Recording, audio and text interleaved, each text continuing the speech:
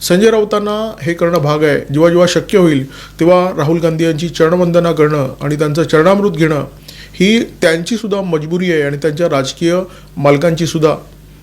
गुलामांची हीच ती जमात आहे ज्या जमातीने राहुल गांधी यांना अशा एका दलदलीत ढकललेलं आहे की जिथून बाहेर येणं त्यांना नजीकच्या काळामध्ये शक्य होईल अशी अजिबात शक्यता दिसत नाही आहे। जातीनिहाय जनगणनेचा खुळखुळा आता मोदी सरकारने काढून घेतल्यानंतर राहुल गांधी वाजवणार काय असा प्रश्न त्यांच्या राजकीय सल्लागारांच्या समोर निश्चितपणे उभा ठाकला असणार।